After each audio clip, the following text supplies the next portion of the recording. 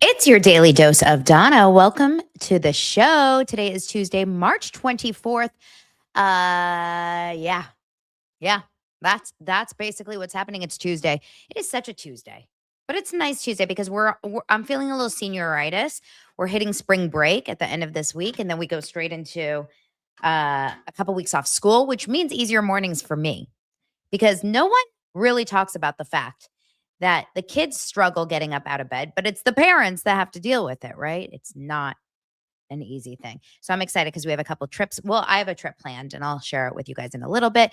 Thank you so much for being here. Thank you for subscribing and for liking the feed. I see that my name here, or maybe it's on this side for you guys, I can never tell where it is different. Now it's blue.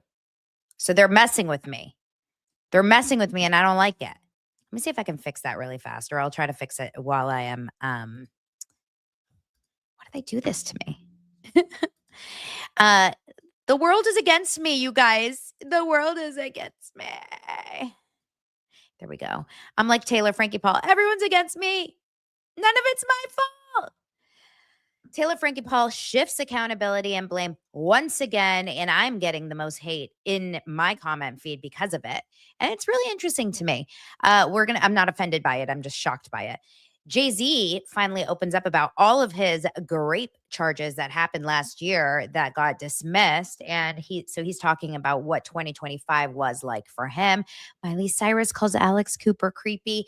We have a little Kelsey Fitz Simmons update. We have a lot going on. Okay. So everyone, thank you so much for being here. Get ready for the most fun hour of your day. It's Daily Dose of Donna.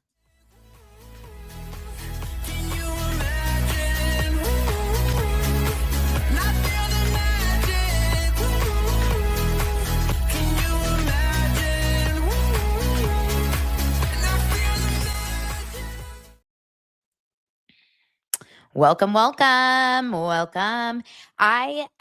have some really exciting news for you guys. Right, first off the bat, I just have some really huge exciting news. Okay, I won Ma-jong last night. Yep, I did with the 2026 Ma-jong card. If you thought I was really 44, turning 45 this year, that's gonna prove it to you. I was very proud of myself. Actually, we played 3 games and I won 1 of the games. It was really fun. I love mahjong. And I will say, unlike Nancy Guthrie, I didn't go missing afterwards. I still can't believe it. I mean, every day, I feel like it's like the New York Post. They release a new little blurb on Instagram about Nancy Guthrie. Oh, sheriffs are now looking into Nancy Guthrie's circle of friends. Oh, now? 52 days in now, or 55 days in? What? I feel like we have a lot of other things to do. Every day, it's like the sheriffs might be on the verge of a big break. The sheriffs think more than one person was involved in the kidnapping. It's like, what the have you been doing for the last 55 days? Twiddling your thumbs, needle pointing? Sheriff Nanos is working out his biceps. That's what he's doing. He's driving around his Ford Mustang, working out his biceps at the gym. Now, I said yesterday that Savannah Guthrie is probably going to come back to work in about a month. At this point, what else do you expect? There's nothing happening with this case. I don't want to say that they're not going to find mom, but I worry that they're going to find mom. You know what I'm saying? Like, I'm a little concerned. I'm concerned that this is going to be like a dead case. Now, I will say, I was listening to this podcast yesterday. I got a lot of DMs about it. It's an older podcast, Your Own Backyard. It's from 2019 and it goes into 2022. So it takes you through live. Like, he started with 6 episodes. It's about the disappearance of Kristen Smart. She was a Cal Poly student. And then it goes from, he does 6 episodes and then he picks it back up every time there's a new development. And then it eventually goes to trial with the person that he's kind of been zeroing in on the entire thing. So it's actually really interesting to listen to another kind of bungled sheriff investigation on a missing person, but also, citizen sleuths do actually solve crimes, like they do. And the biggest issue I think that they had in this case was pushing everyone away And then you're telling people like me to stop talking about it. And I can't tell you how many times people are saying to me, stop talking about Nancy Guthrie. We're done with it. We're done with the story. We'll see. I wonder who you guys were talking about. Someone was saying in the comments earlier that someone's guilty. He's definitely guilty. And I'm like, who are we talking about? Yes, Mrs. Grayster is right. She says the podcaster, the guy that hosts the podcast. And by the way, it was his first time ever doing this. He's not a investigator. He's not a seasoned podcaster. He just was fascinated with this case and started researching it and driving to all of these witnesses' homes and interviewing them. And that's the reason they opened the case again. He really changed the it's like don't F with cats, right? He really changed the course of that case. It was really, really crazy. It was amazing. You guys are saying Noonan is guilty. Oh, okay. We're talking about Kelsey. Yeah.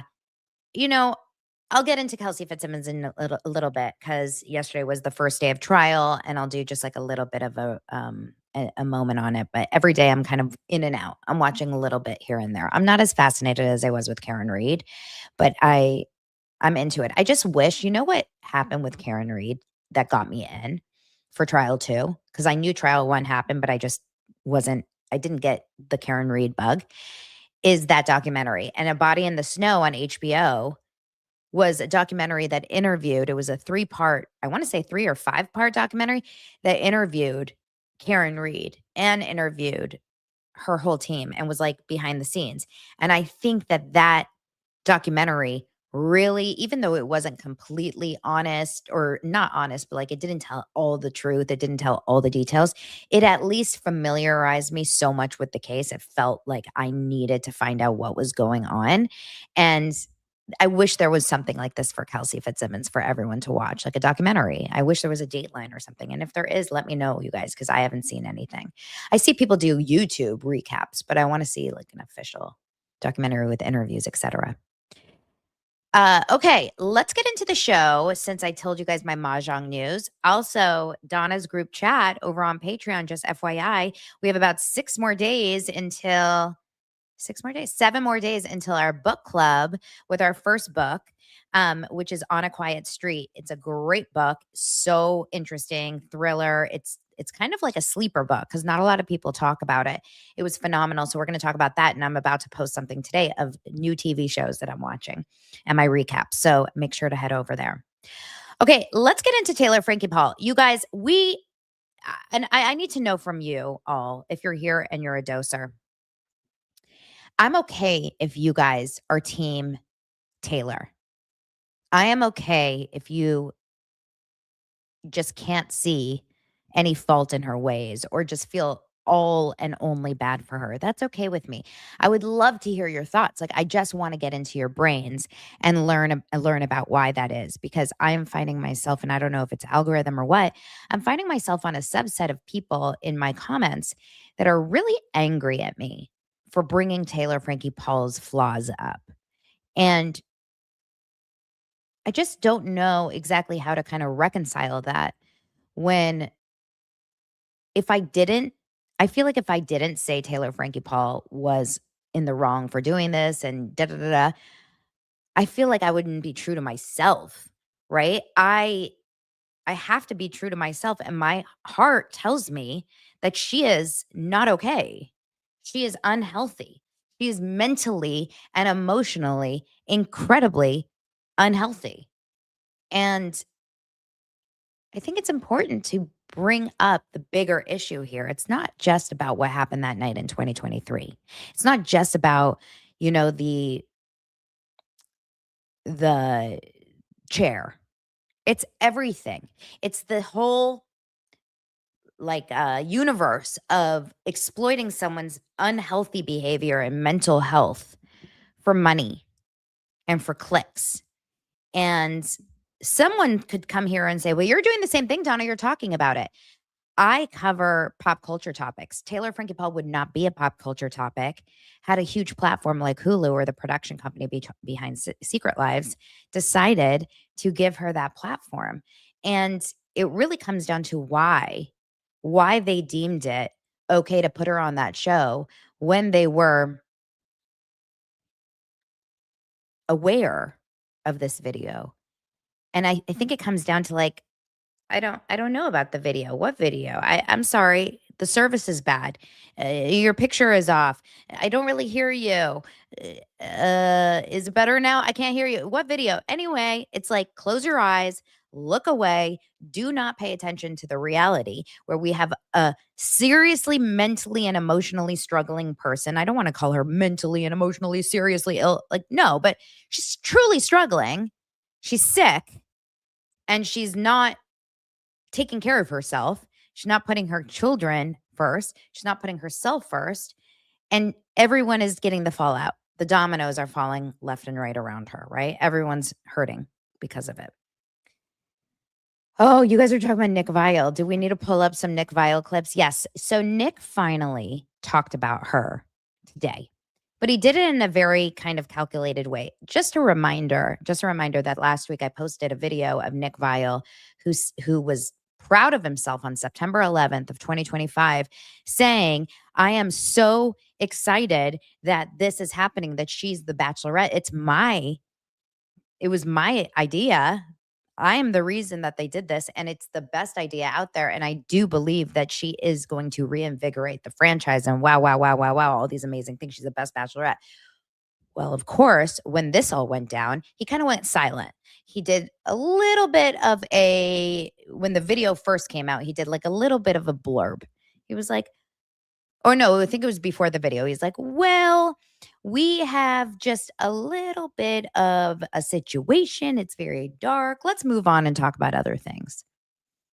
Because it didn't match his narrative. And then today he had a show where he brought on Emily D. Baker, who is a legal YouTuber, law tuber, and Emily Longeretti, who is a journalist for Variety, I want to say. Variety's takes, by the way, are so odd in just life in general. Like I see Variety's tweets sometimes and I'm in shock. I'm like, what? So I don't necessarily love Variety.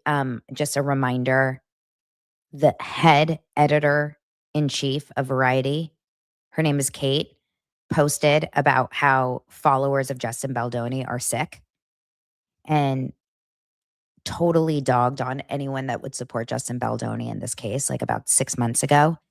So I kind of take Variety with a grain of salt. I'm just going to be honest. Like I just can't necessarily trust a lot of what Variety says.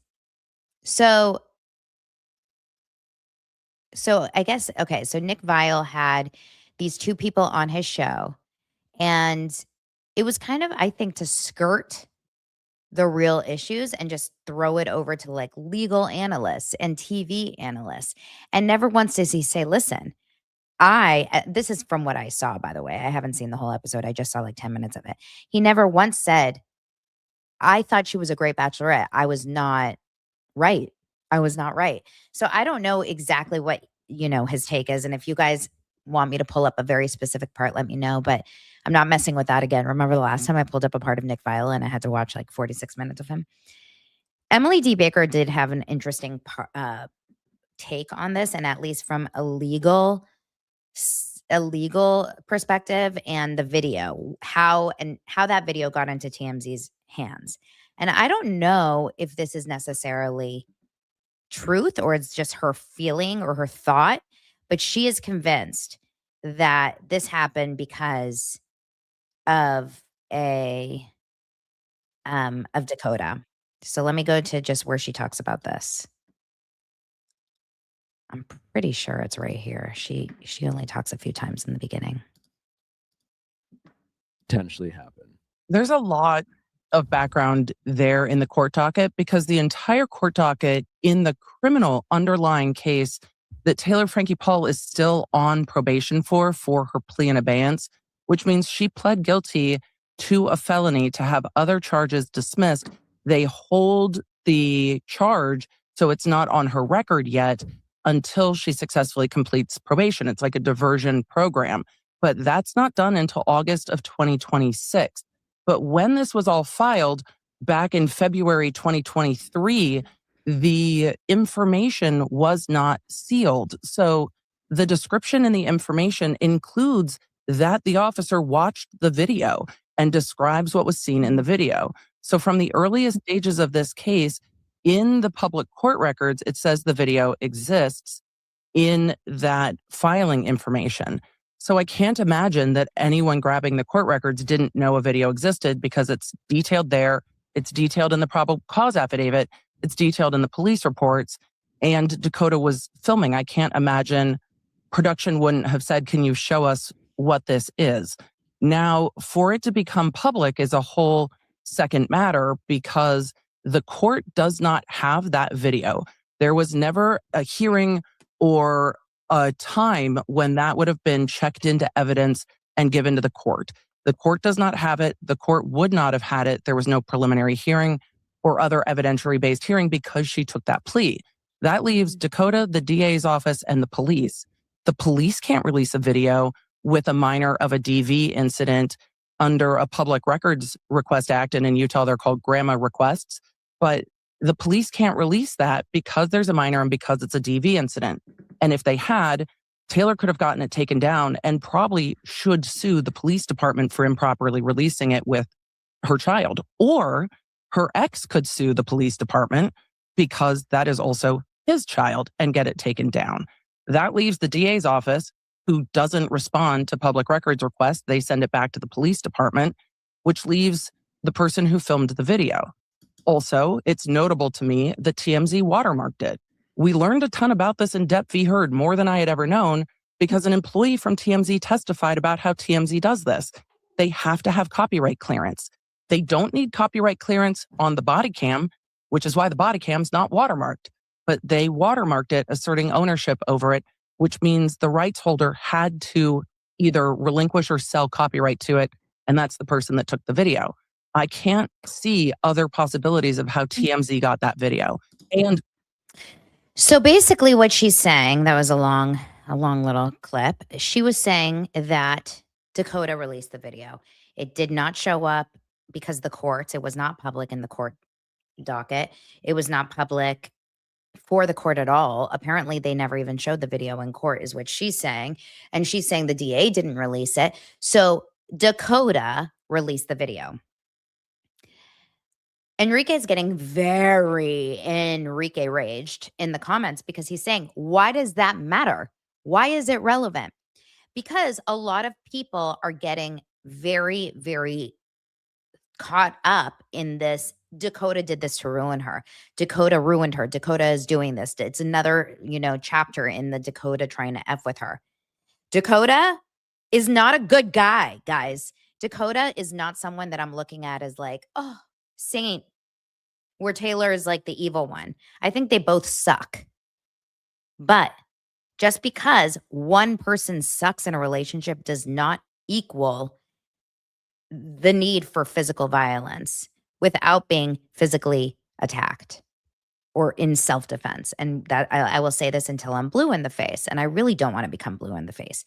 But people are forgetting the fact that this is a physical attack.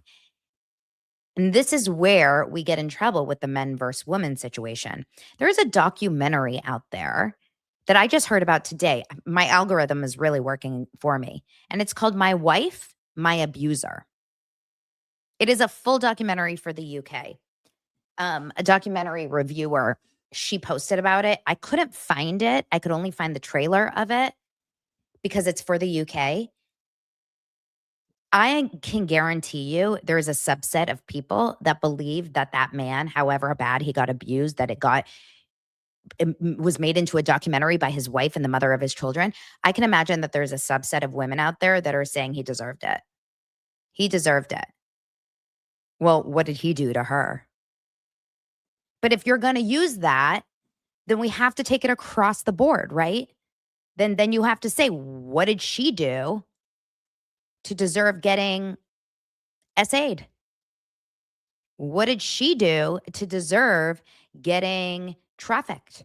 What did she do to deserve getting slut shamed? Or what did she do? What did she do? What did she do? You can't just say, well, what did he do to deserve getting beat? Because then you have to really put it across it. Like, if you want to be treated as an equal as a woman, then it has to be rules for all. And that is, to me, a very tricky thing. Women get very, very angry whenever anyone wants to put a little bit of blame on a woman. But I don't see color. Remember that whole Sutton? Didn't Sutton say that on Beverly Hills? I don't see gender when it comes to certain things. I would see gender if he was beating the shit out of her and she was beating him back, and it's like not a fair fight. Hello.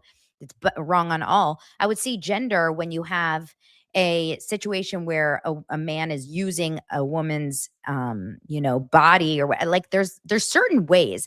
But this is truly an example of two people in a relationship, two adults who are choosing to be in a relationship and choosing each other, and one of them is abusing the other, vagina or not. Like, truly, vagina or not. Wrong is wrong and wrong is wrong. So Dakota releasing the video, yeah, it would be incredibly fucked up because he's completely ruining his baby mama's life. But does that make him in the wrong for what happened on that night of 2023? Like, no. So I get it. I get it if you guys are not feeling it and if you will always take the woman's side. It's just not who I am as a human being. And I just feel I really feel confident that people have blinders on to certain topics because it just goes against everything they believe. Like, they are born and raised to believe that women should always be believed and are always the victims. And that is not true. It's not. Now, Sarah's bringing up something really interesting. If you watch the video, Dakota didn't want officers to press charges. They were going to do it anyway. So this is actually part of today's show. I wanted to bring up some video that TMZ has been releasing, which basically shows new footage from that night. Now, we have seen some of the footage from that night. We had seen some of it. But it's interesting to see the new footage that's being released in certain ways. Okay. So the first thing that was released yesterday was this one. And it says Taylor Frankie Paul 2023 arrest. Body cam shows Dakota begging cops to arrest him instead. So this is body cam. So this is coming straight from the public police department. This is not coming from Dakota. Okay. Dakota or any personal person is not sending this out. Okay. Let's watch it. Well, that was probably hard to see. Why can't we leave? Can I go and replace after? No, because the way it works is she was the primary aggressor of everything. I can't do this. I can't do this to her, dude. He's sitting out, just in case you guys don't hear, he's sitting outside of a car and he's talking. I can't really see you. But I just can't even tell. like, the reality, that's the reality of this, is that you were victimized tonight. The police are saying you were victimized tonight. And that's why we're here, is we don't want further violence. Yeah. And maybe this is the reality check she needs, that like, hey, I need to get things in check. So I just want to talk to you over there real quick. Sorry, the one kid just puked and so. No, it's fine. I'm glad the parents showed up. I don't know which one's which. The little girl? The one upstairs. Oh, okay. Oh, my God. What is? Do you know? Yeah, like I can't make you fill that out. Yeah. It's voluntary. But I mean, that's your side of the story. Again, she's alleging a different side. Yeah, I mean, I guess that's the only thing. Like, if she's wanting to, like, push stuff, then, like, I'm going to have to. But, like, I truly just want her to, like, just get help and just that's that. And that's I understand that, and that's what I'm hoping this results in. I'm not trying to jam anyone up or take them to jail to take them to jail. Like I want the problem solved. Does someone get charged then or something? She is going to be charged with domestic violence. Oh my gosh! But that's I know that's hard to hear, but that's the reality of the situation, and I'm glad that it wasn't worse. Because like, what if she was throwing stuff at you and damaging your property, Kitchen knife or something. Like, what if the off chance that she grabbed a kitchen knife? Like, it's already clear that she wasn't thinking straight, right? Yeah. Normally in your relationship, it's lovey-dovey, honky-dory, right? But in this specific case, that can't be ignored. Yeah. I mean, What if she was to grab the knife or something else and it escalates again? Yeah. So the main thing is a reality check saying like, hey, that's not okay. And ignoring it's not going to help the problem either. Yeah. Like you guys waking up tomorrow morning and acting like it never happened, or having one little conversation and maybe like a smack on the wrist. I know that was Okay. So that's one conversation that was happening between the two of them. This is another interesting conversation with Dakota, who's talking about everything in a call with cops here. Yeah, what's up, dude? Hey, sorry. I just wanted to clarify that. So that's a detail that I didn't get before, but that's that's important to have. So she's throwing the chairs at you. Yeah. And you're trying to protect because she's on the couch? Yeah, she's on the couch right there. What happened in your point of view? Yeah, so when she started throwing the chairs, that's why even in the video, like I think I said it right when she threw the first one, I said right here. And then she threw another one, and then that's when I was like getting nervous. So I went to like hover above to protect her, which maybe I shouldn't have done that. And then she threw another chair. I deflected it with my arm, but it still like hit her, bounced down and hit her. Okay. Yeah. So it wasn't like she was throwing the chair at you, and then you blocked it.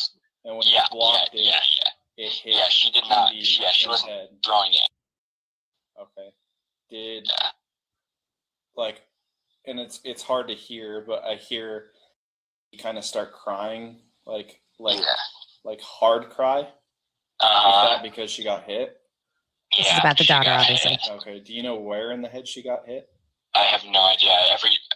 You can hear me trying to check on her, but every time I tried to talk or help her, I was getting attacked, so I couldn't. Okay. I just want to show you. So in this video, what he's saying is the daughter was on the couch and I was trying to protect her because she was throwing these chairs. And then when I tried to get to her, I couldn't because she kept attacking me. And yet there's a comment in this video that says, serious question. If I'm going over to protect a child, why would I not go in front of the couch, in front of the child? Why would I go behind the child? Another one, he's saying your daughter is right here, and instead of moving away, he moved towards her. He's not innocent. He knew what he was doing. So immediately, people hear what he's saying, and they say, oh, no. He wanted that girl to get hit. He chose to go stand near her so that Taylor would hit him with the chair. In what world, you guys? In what world? It bothers me. It's immediately he's the issue. And he is part of the issue, but he's not the issue of the chair hitting the girl. Okay? Then we have, there's a 911 call, which I don't even know where to find it, that people are saying that the woman is saying on the 911 call, somebody is screaming, get off me. There's a woman screaming. It's like the garage door keeps opening and shutting. It sounds like she is trying to get out, is what this 911 call says. And look, the 911 call could be legit, but it also is not watching what's happening. She was screaming. She's going crazy. She's losing her mind. So is he. And the garage door keeps opening and shutting. So who's trying to say that for sure she's not trying to lock him in and not get out? So what the issue here is that we're taking some random 911 call over a video where we're physically, visually seeing abuse. No. There's something else.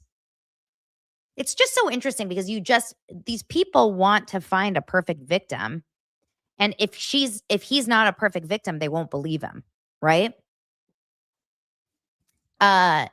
Finally, this is an interesting video. This is when the cops came, probably the next day, I would imagine. Oh no, it's 6 days later. The cops come to her house to receive or to take one of the stools, which is basically like to confiscate a weapon from an argument. Now, I want you guys to hear the way that these cops talk to her. All right, Taylor. Yeah. I'm Detective Clark. This is Detective Myers. Hello. You okay if we come in for a second? Yeah. Okay, so I'll try and pick off as much of this as we can. Am I just going to read it? Yeah, absolutely. There you go. And that copy is yours, so you can keep that. Okay. Okay. So essentially, all I'm here is Just the bar stools? for a bar stool. Okay. Okay. And the same ones right here. Let me take a picture for it. Yeah.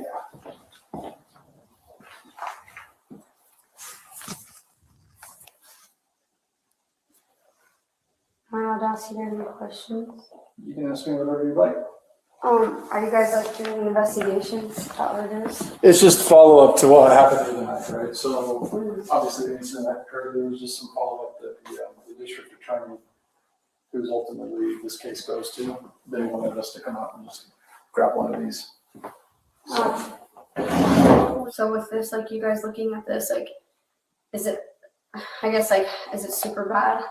She Is it asked, super bad with or you not? guys looking at this, is it super bad? I want you guys to pay attention to the way that these cops are handling her. Like, honestly, it's shocking how nice they are with her. But they're giving her basically a therapy session. Listen.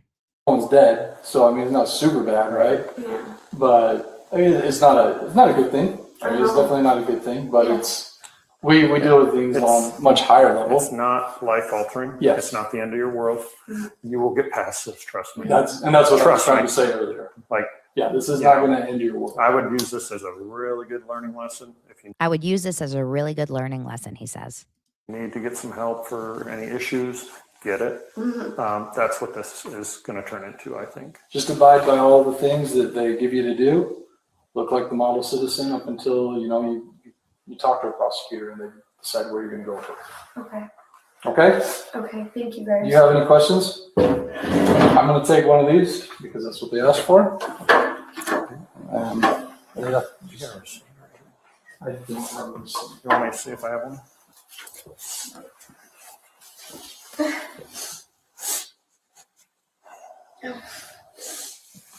She starts crying.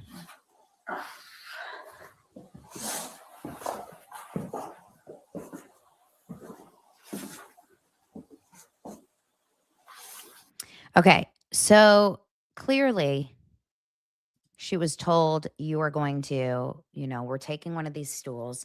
This is a moment for you to learn. I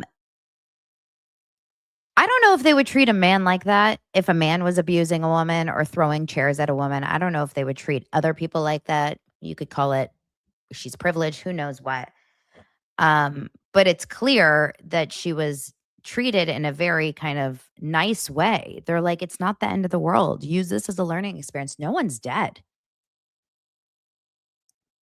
And I guess the biggest issue was that if that was that, and she had just moved on with her life and gotten better and gotten healthier, and we had never seen any negative behavior from her again, then this is like far in the past.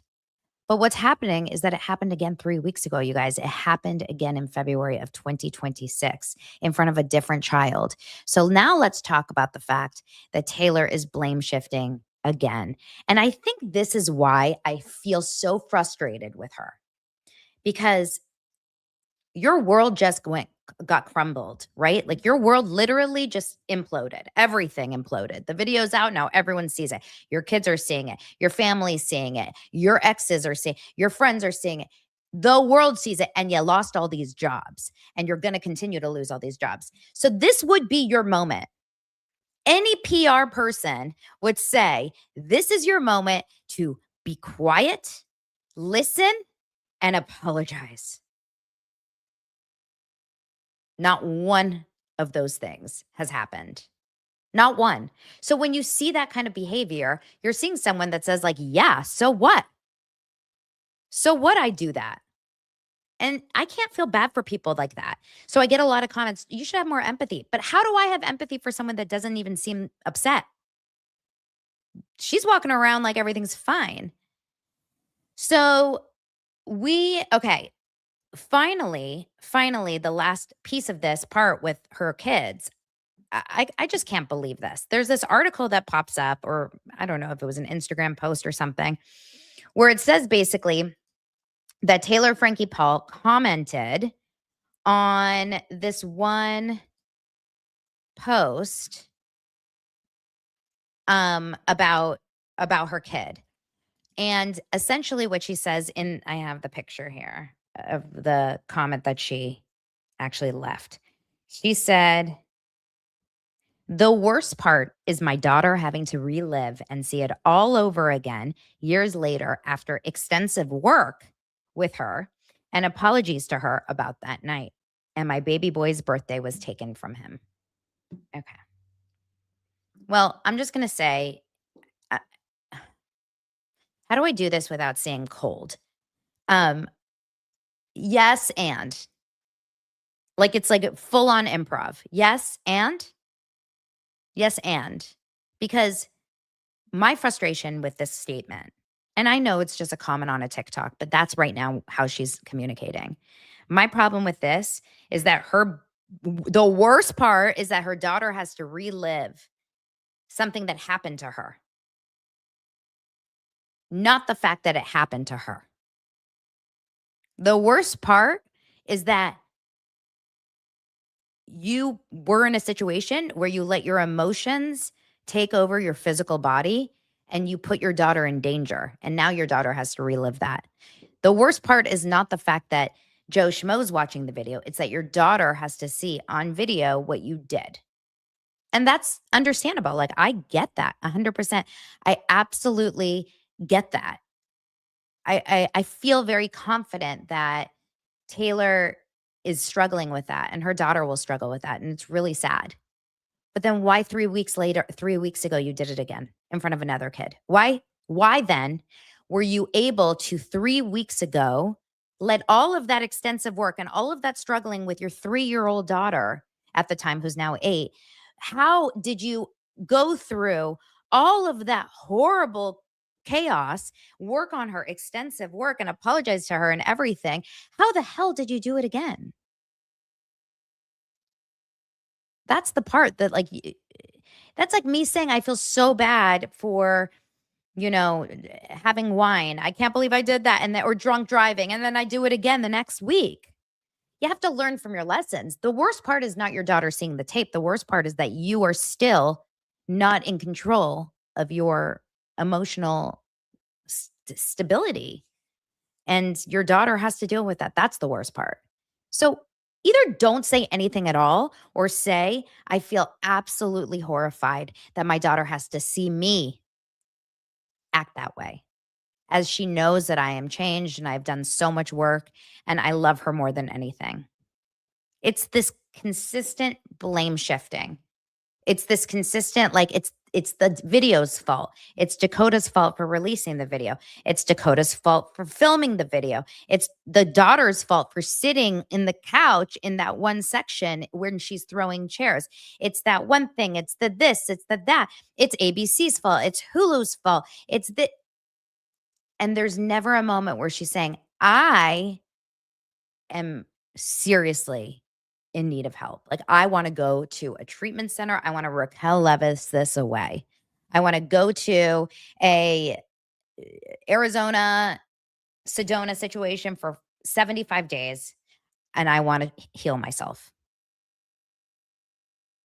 What Kelly Wolf did, for example, with her kids, and we all saw that on Instagram. Like we saw that spiral, and it was totally affecting her kids who are much older than Taylor Frankie Paul's kids. What she did publicly was so humiliating and was so tragic and was so awful. And yes, she has mental struggles. And yes, I think there was substances with Kelly Wolf too. But ultimately, she went and got help. And she's still quiet, right? Months later, she tried to heal herself. She's actually working on herself. I believe, my guess, since she's not posting all of her chaos online, is that she's still working on herself. That's accountability. Taylor is not taking accountability. I don't care however way you throw it.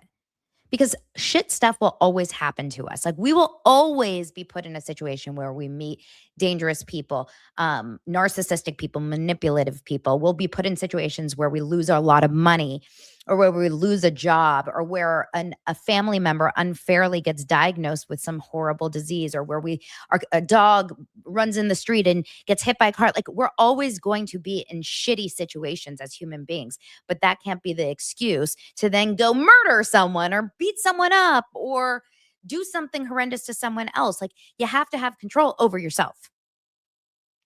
So that's where I go with that. And I saw earlier that one comment said, I can't listen to this. Donna is a hater. And to that, I say, yeah, I hate people that don't take accountability. You're right. I hate people that are the perpetual victims, because Taylor Frankie Paul built her career on vulnerability and admitting her flaws early on in the show. And this whole like new take of hers, which is like, what are you pissed off about? What do you expect? Me to stare at the wall? She's not going to win any fans doing that. That's just my take. But I do actually really want her to learn from this. I just don't know if her versions of the story are teaching her anything right now. We'll see.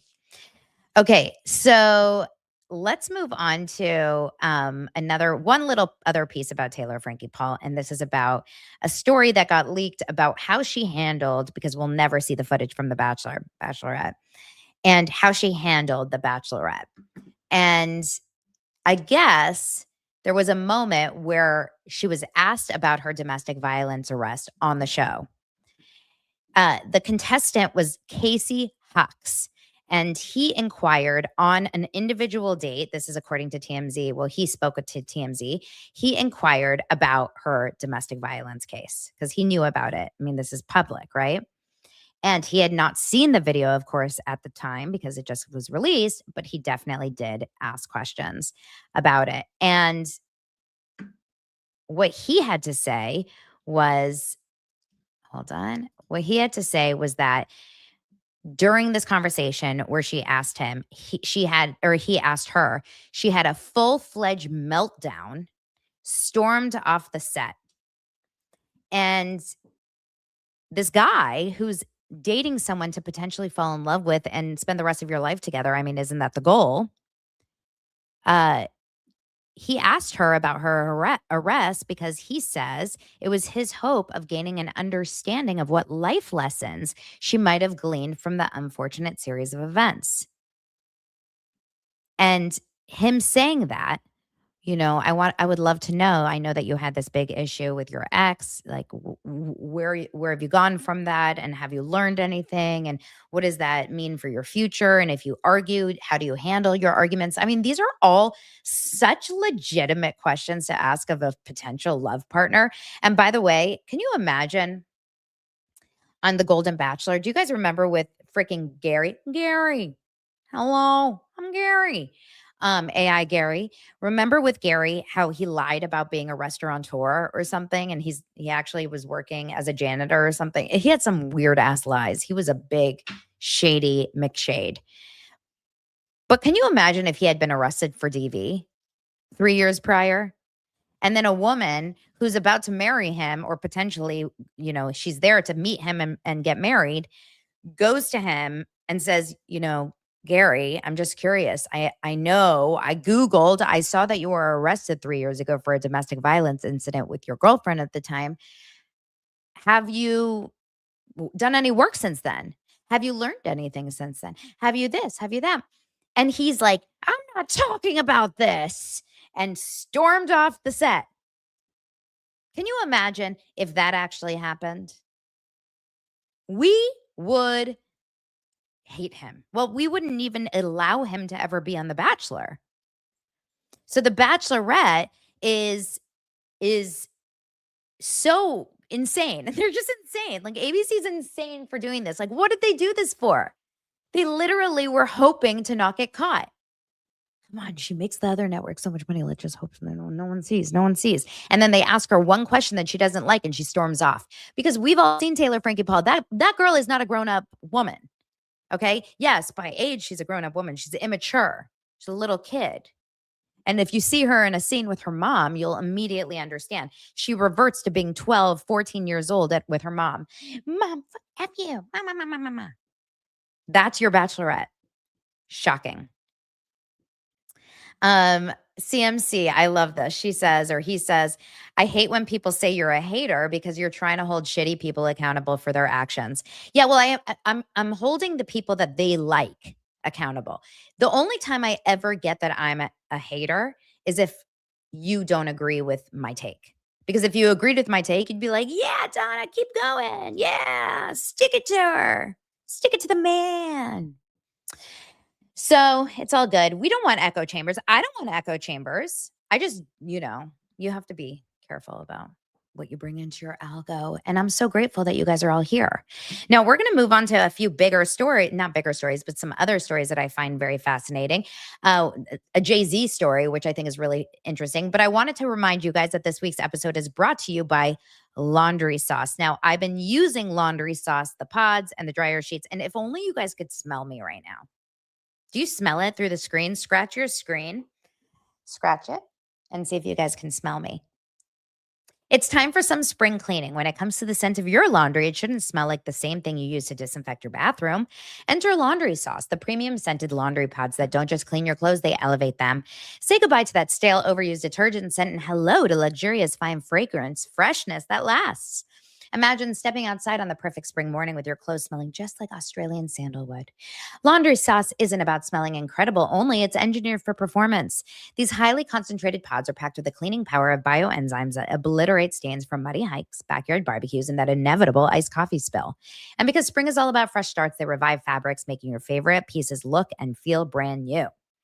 For a limited time only, our listeners get 20% off your entire order when you use code DailyDose at laundrysauce.com. That's 20% off your order at laundrysauce.com with promo code DailyDose. Please support our show and let them know you heard about them through Daily Dose of Donna. Okay. Thanks so much, Laura. So Jay-Z finally is opening up about his chaotic last year. So last year, there was this Tony Busby case. Obviously, last year was like the downfall of Diddy, remember? When was Diddy in trial? That was last year, right? Now I can't remember if it was January or if it was before. I want to say it was last year. So Diddy, during this entire Diddy-Tony Busby drama, all of these people came out and were alleging that Jay-Z had something to do with all of it. And he actually had a allegation against him. So remember, if you don't remember, it never went to trial. It kind of never went any further because he had this anonymous accuser. It was at the end of 2024 for sexual misconduct. And then it was either dismissed or she pulled her charges or something. Let me find out exactly at the beginning of the year. Okay, an anonymous woman filed an amended civil lawsuit against him, born Sean Carter, in New York federal court in December 2024. She alleged that at the age of 13, she was raped by both Jay-Z and Diddy while an unnamed female celebrity watched following the MTV Music Video Awards in September 2000. So Jay-Z at the time described the lawsuit as blackmail attempt and the allegations as heinous in nature in a statement to Page 6. Although the rapper filed a motion requesting that his accuser be named or the suit be dismissed, the judge ruled that she could proceed with the lawsuit and remain anonymous. However, she voluntarily and with prejudice withdrew her lawsuit in February 2025, meaning she couldn't refile it after inconsistencies in her story emerged. And he said at the time, today is a victory. The frivolous, fictitious, and appalling allegations have been dismissed. The civil suit was without merit and never going anywhere. The fictional tale they created was laughable, if not for the seriousness of the claims. I would not wish this experience on anyone. The trauma that my wife, my children, loved ones, and I endured cannot be dismissed. And so now that was what he said when it first was withdrawn. But now he says to GQ, he says, it was hard. It was really hard. I was heartbroken. I'm glad we got right so that we could just get that out of the way. He continued, I was really heartbroken by everything that occurred. We're in a space now where it's almost like consequence is not thought about enough because everything is so instant. You know what I'm saying? The whole lawsuit took a lot out of me. I was angry. I haven't been that angry in a long time. Uncontrollable anger. You don't put that on someone. That's a thing that you better be super sure. It used to be like that. You had to be super sure before you put those kinds of things on a person, especially a person like me. I don't know what that means, especially a person like me, but he's saying, you know, people are going to be quick to believe that I am an aggressor if you put it out there that I am. He said, after emphasizing that he took the allegations against him really hard, he once denied the accusations again, insisted they were not true. He says, I knew that we were going to walk through that because, first of all, it's not true. And the truth at the end of the day still reigns supreme. Wasn't that like a chef show? Remember that show? Who will reign supreme? So that's what he said to GQ, and it's a cover story, but it's also a video. I'll show you just a little bit if you want to see a little bit of what he looks like when he's talking about it. Go through their things, you know, very private. Like, you took it on tour live every night. It was so healing. I'm fucking Jay-Z. Respectfully. Or like, for what? Oh, to what end? When my internet slowed down? My internet's not working for Jay-Z? Let me see if I can. The greatest good. mm-hmm. Everything. I had to not get a deal in order to become who I am today. That's it didn't his feel like history. the greatest blessing of all. Why is my internet so slow?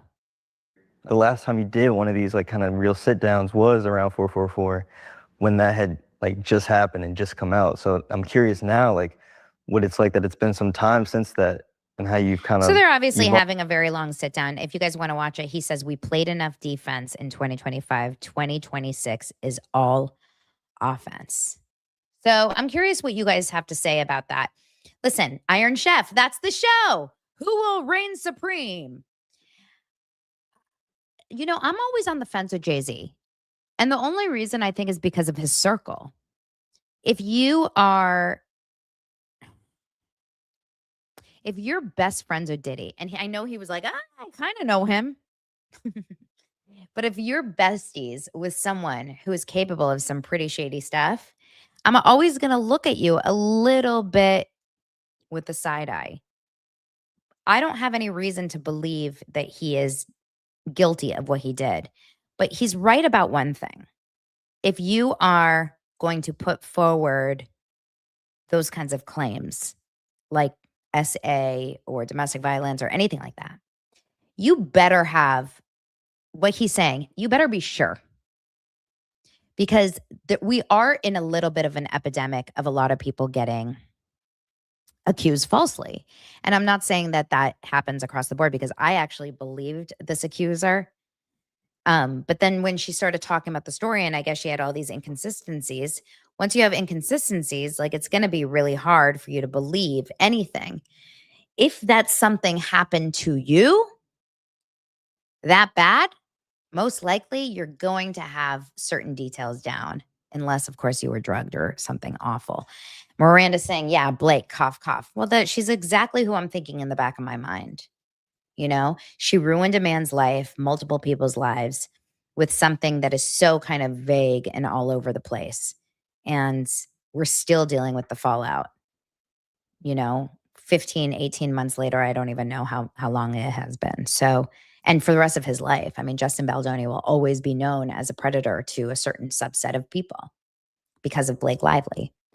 So I don't know if it's really tough. I don't want this whole episode to be like, I don't believe women, because I believe so many women. And you guys know that there's certain cases, like, for example, that Kevin Costner case that is still, I don't know what they're doing with it, but that Kevin Costner case with that stunt woman and the stand-in who basically said that she was completely unaware of all these scenes that were going to simulate sex and whatever.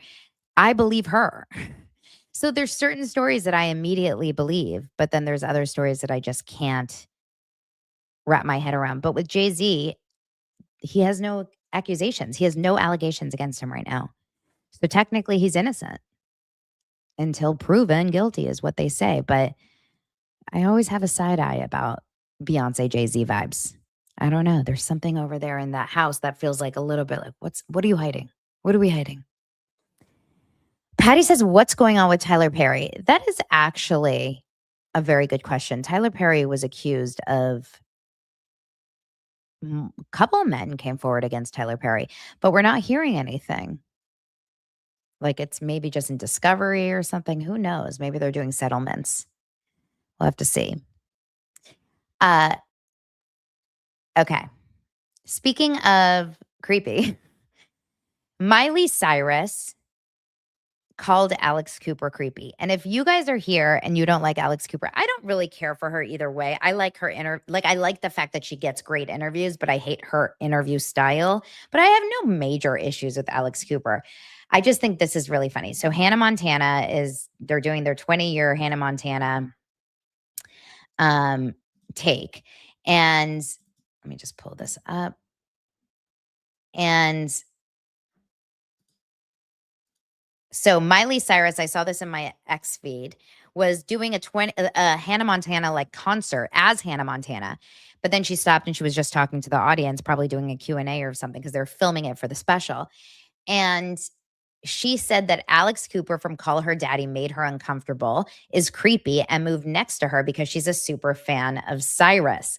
Now, she probably is joking. My guess is I think she's probably joking, but it is kind of weird the way she says it and how she's talking about it. Let's watch it together. I was in the middle of it because I was Hannah. I didn't know what you all would want. And Alex, being a super fan, kind of creepy. She's also my neighbor, which is also creepy.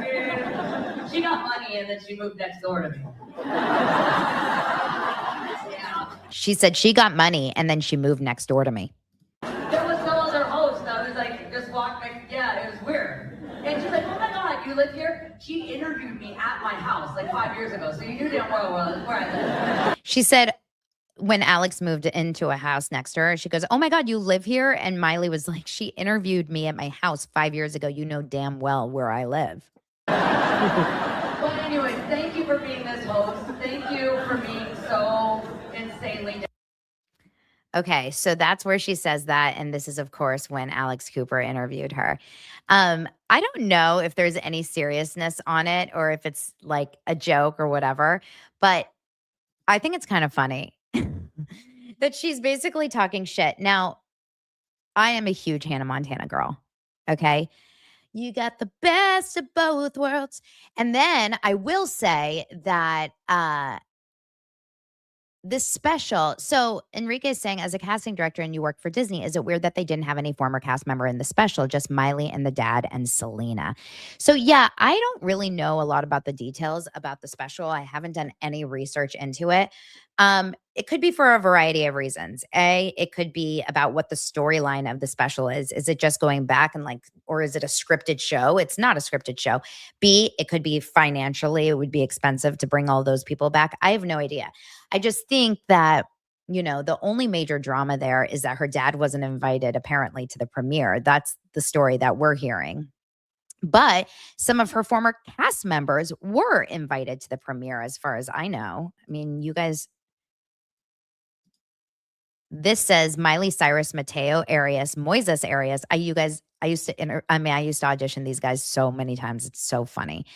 Shanika Knowles, Jason Earls, and more attend the world premiere. Is this her boyfriend or her fiance or something? I can't remember. This is the Smiths, Jaden and isn't that Jaden Smith? And I don't know who that is. And I don't know who these two are either. I think those are the Arias brothers. They're so old. Here's Jojo Siwa. Wait, I want to make sure you guys can see the screen. Yeah, you can. Jojo Siwa. Miley's gorgeous. I'm sorry. I know that like a lot of people are very, thrown by her. I love her. Shanika Knowles. This is Jason Earls. It's weird to see these young kids like become like soccer dads. There's the Arias brothers. That's wild. When I tell you the little one, I used to audition him all the time as such a small little kid. What is going on here? Is this David Archuleta? And Alex? Oh, there's Alex Cooper. So she was there. So she was in on it. She was having fun with it. And yeah, apparently he wasn't invited. The dad wasn't invited to the premiere. Let me see if I have a clip over here. Hold on. Hannah Montana. Yeah, Billy Ray Cyrus skipped Hannah Montana anniversary special premiere. Despite being featured in the trailer, she was with her mom, Tish, her older sister, Brandy, and their partners, and her partner, the mom's boyfriend's kids. Noah Cyrus, her younger sister, was also missing, and her brothers, Trace, Christopher, and Brazen, were not present either. I will never forget. A memory that will never leave my mind is when Trace Cyrus, who's the one that has the tattoos all over his face. I'll show you guys him when he dated Brenda Song. I will never forget this time in my life. This is Trace, who is literally tatted up on every little iota of his body. Trace and Brenda used to date. It was so weird seeing them together. 2018, around that time. I'll show you pictures. Like, I'll never forget. This is something that like will never leave my brain because this is when we were all working together. Like, can you imagine if she ended up here and not with Macaulay Culkin? I feel like she definitely traded up because now she's with adorable Macaulay Culkin. Anyway, so that was that's an interesting situation. I'm excited for that, Hannah. I love me a Disney show. Love it. Yeah, Trace tried to throw Brenda under the bus recently over something. I can't remember. I just saw that Brenda Song and Macaulay Culkin bought a $10 million house. And I thought to myself, do you guys know the property taxes on a $10 million house? Do you guys want to know, honestly, like Los Angeles is crazy because I was just looking to buy a house. And we were talking just about property taxes. You guys, hold on. What are the property taxes on a $10 million house in Los Angeles? Los Angeles property taxes are generally based on California's statewide property tax rate, which is about 1% of the assessed value, plus any local voter-approved assessments. In Los Angeles, these extra assessments typically add around 0.25% to 0.5% to the base rate. So for a $10 million home, the annual property tax would likely be around $100,000 to $150,000, depending on the exact assessments in that area. If you're considering a specific property, can you imagine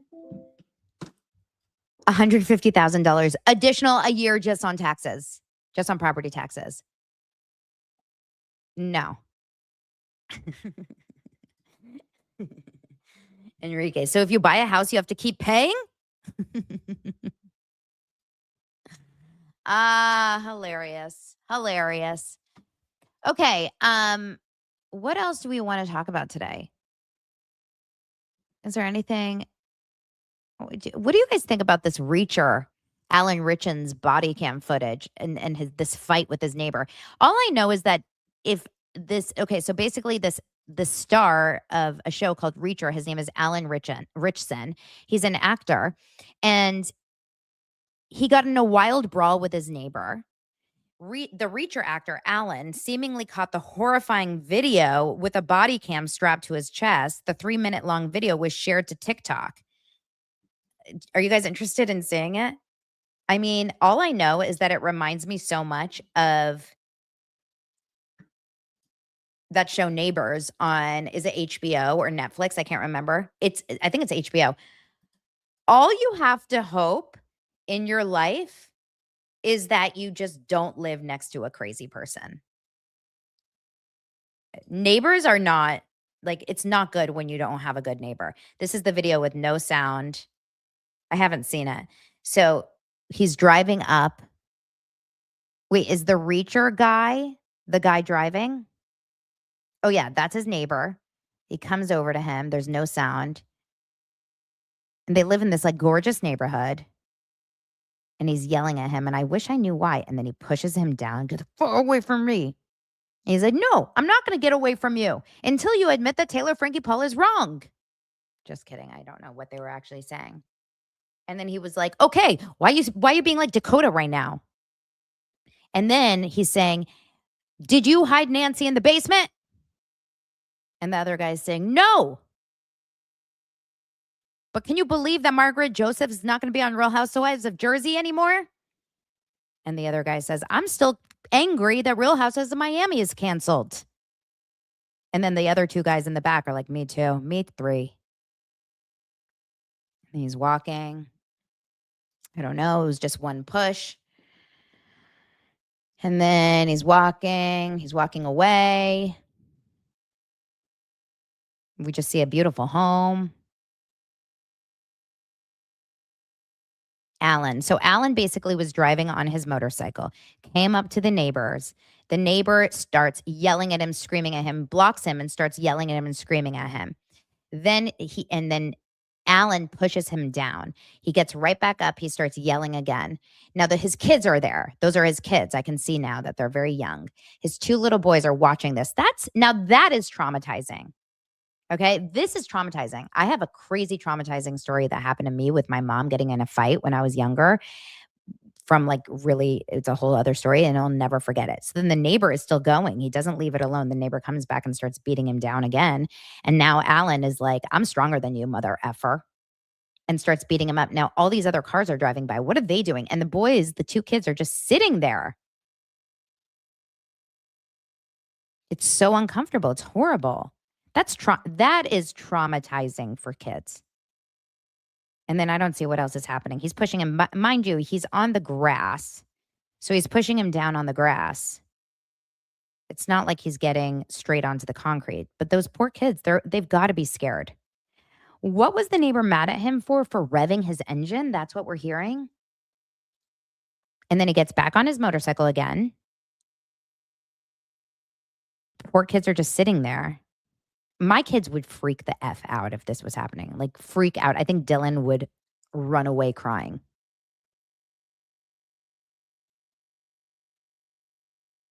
And then they start driving away, it looks like. Is it still? I mean, is there more? Also, why does everyone have a motorcycle in this city? Like, I think the neighbor even had one. Okay, so that's that.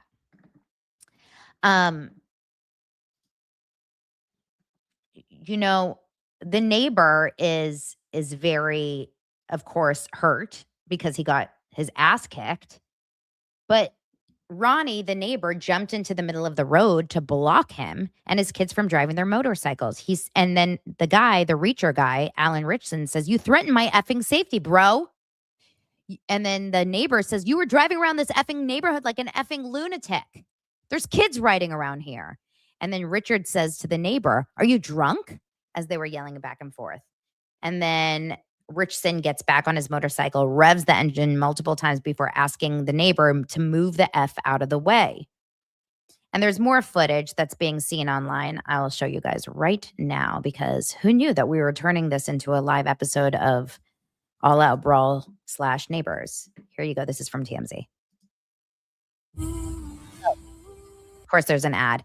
While there's an ad, I will say that, you know, there is literally nothing worse than living in an area with someone that you think is after your safety, going after you, or, you know, you're scared of. Like, there's truly nothing worse. I have such crazy stories. In my memoir one day, when I write my memoir, you guys will be shocked when you hear about the time when my mom got her ass beat outside of a car in front of me, when we lived next door to a drug den. Okay, here we go. Share screen. Here is the footage.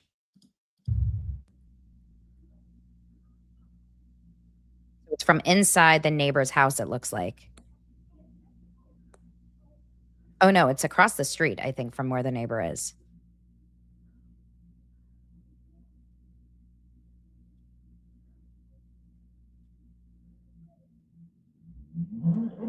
Whoa. He, like, couldn't pick up his bike.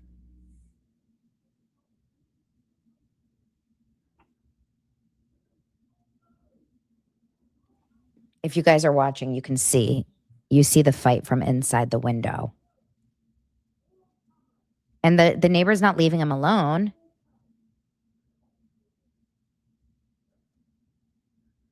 I mean, the neighbor really, I mean, there's better ways to do this. Did they know each other, I wonder? How far did they live from each other? And what is he upset about? Like, what is the actual, whoa, sorry. What is the actual fight? Oh, I guess now here's the sound. Okay, fine. I'll play with you. Just the beginning of the fight, just so we can see exactly how it started. This is him. Oh.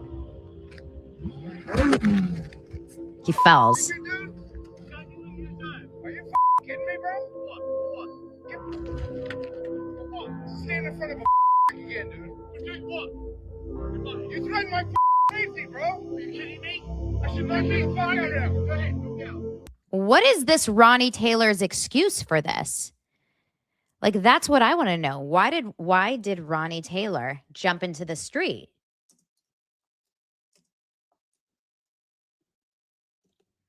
Block. Alan Ritchson. He confronted Ritchson after the latter was allegedly repeatedly driving his motorcycle too fast down their road. He claimed he didn't know Ritchson was famous when he told the Prime Video star on Saturday to slow down to prevent anyone from getting hurt. Okay, there are better ways to do this. If you guys want to stop a fight, stop someone driving erratically, don't stand in front of their vehicle. How about like this? Wave your hand. Stop. Stop from the side. Stop. But if you're going to stand in front of a motorcycle, you're going to cause an accident, and that's going to piss the guy off. This is a reminder that, to every action, there's a reaction. What neighborhood is this? It's beautiful. Anyway, I hope that they don't live right next door to each other, because it could be a major, major fight. All right, you guys, that is that for today. Thank you so much for being here.